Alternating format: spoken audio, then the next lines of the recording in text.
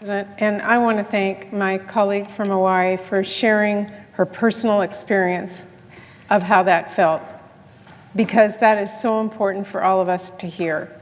And I want to thank the senator from Oregon and all the senators who are out here tonight to speak on this.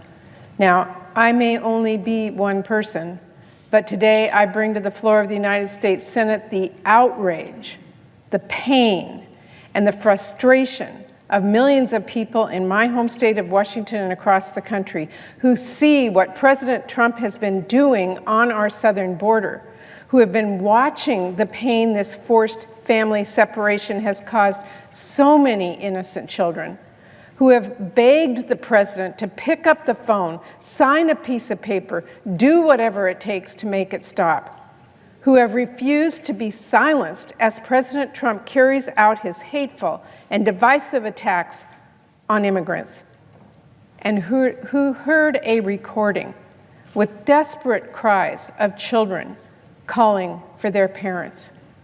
When I heard that, my heart stopped.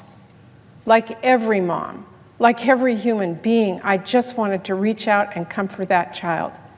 And I could only think how his mother felt, because I assure you, whether she was in that room, a room 100 miles away, or a room 3,000 miles away, like every mom, she heard her child cry too, and her heart was broken. And while today we saw President Trump change his story about whether he did in fact have the ability to make it stop, there's a lot of questions that remain, questions that I actually and others have been asking the Trump administration for weeks that have gone unanswered, like exactly how these parents are being informed about their children's safety. Where are they? Where they're being located? When will they be reunited? And those are just a few. There are more. President Trump says the executive order stops the separation. Does that mean starting today? Next month? When? What about the thousands of children who've been removed? Will they ever see their parents again? When? Where? How?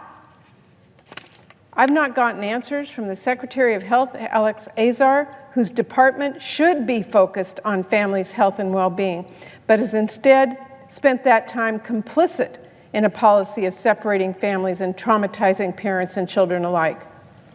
Even as experts, like the president of the American Academy of Pediatrics, said the practice of intentionally inflicting trauma on young children is child abuse. But Mr. President, while it's a good thing President Trump dialed back his systematic child abuse, it is not enough. We're not going to say everything is okay now. We're not going to stay quiet, because while we are still digging into this new executive order, here is what we do know right now.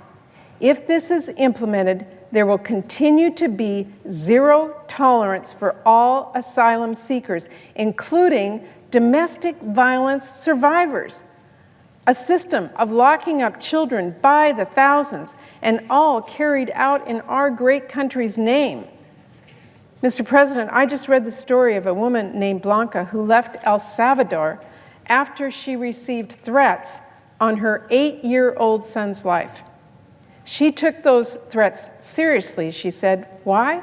Because another family member had already been kidnapped. And as Blanca said, when the extortionists don't get their money, they kill people. So Blanca left everything behind to seek safety for her son. 2 months ago, she arrived at the U.S. border to seek asylum.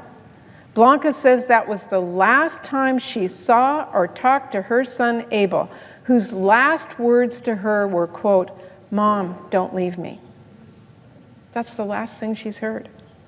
Blanca now sits in a federal detention center in SeaTac in Washington State, where she told her story through tears to an AP reporter. Her son, she's been told, is in custody in upstate New York, that is 3,000 miles away from her. And she doesn't know when or if she's ever going to see him again. Mr. President, Blanca's story is horrifying. It is sad.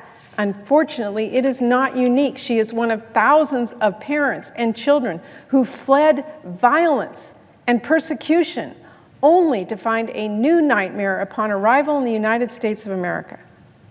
A nightmare caused deliberately for no good reason by President Trump, who has chosen to scapegoat asylum seekers and put their children into detention centers for an undetermined amount of time. We are better than this. We must be better than this. Turning children into bargaining chips or leverage points or deterrents, that kind of cruelty should not be an option in this great nation.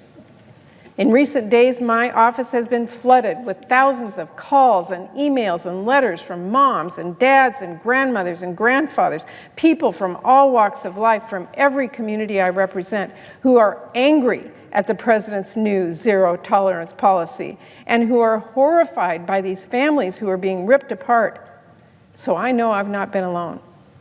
If we can find hope in one thing, it is knowing that all those calls and emails and letters, all of that outcry got through to the president to change course on one of his most heartless policies yet. But we cannot let up now. President Trump has claimed for days he needed congressional action to do anything at all. Today, he proved that to be simply untrue. So now we know President Trump will bow to the stern pressure of a strong moral movement. Families in Washington state and every state across the nation are continuing to demand action. And I'm going to keep working to make sure their voices are heard. For the sake of so many who seek refuge in our great country and those who believe in the kindness and respect and compassion that does make this country great. Thank you, Mr. President. I yield the floor.